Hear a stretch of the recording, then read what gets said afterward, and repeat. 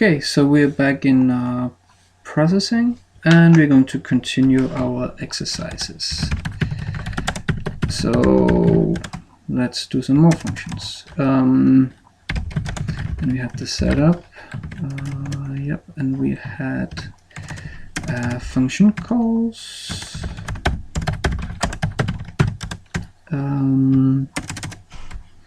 We had a function. This time we want to do inputs into our function. So input go in the inside the parentheses. We have to specify what type of input. So here we have an integer. So it has to take an integer, otherwise it will give back an error message. Now just call it some int. Now this is a local variable that we can use. So whenever you have some int in the code block, we are referring to some int refers to this some int. So we could do something like this, like this. Print line some int. So we have to pass into the function an integer, and we'll just print it out. So let's try it. And like before, I like to start just with specifying where we are. So we are starting, means we're starting. The code will run here, and print line end of right. So far so good. And let's just try and run it, see what happens. Oh, it always complains.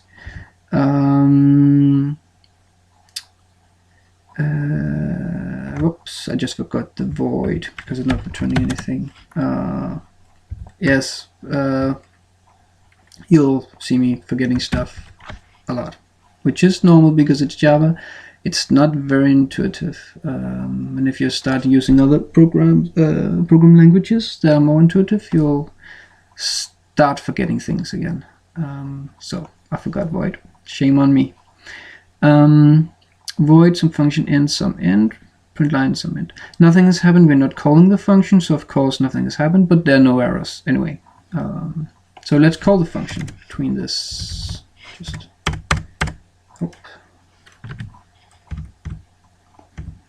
bit few white lines. Okay, so let's call the function. So name a function, parentheses, and semicolon. What will happen now? Let's just try it. Error. Why? Because we have to have an input. The function takes some, it takes an integer input. Now you can put in a variable that points towards an integer, or you can just write an integer. So let's just try and write 2 and see what happens. 2. So if you look down here, you'll see that it prints 2. Yep. Just see if I can get this. Yeah, 2. Yeah. All right. So now we have our first function that takes an input. We could also take a string as an input. Now we take an integer. Let's just try with a string. Print line some string.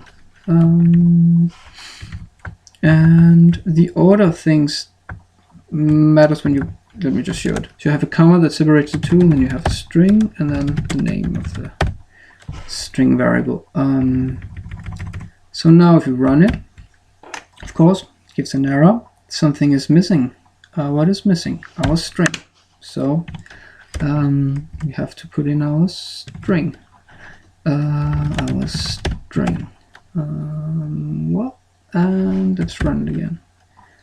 So now it prints the number we're passing into the to a new function, and it prints the string just after it. So, and you can change the order thing, or you can repeat the thing even if you want. So let's just repeat. So we want to print the string up there, and then the integer, and then the string. So let's see if it can do that. Yep, and let me just pull it up a bit. So first we're starting our string to our string end of program. Let me see. Oops. We are starting the function end of program. So up here you have you're starting and then end of program, and this is all the function, this stuff here. So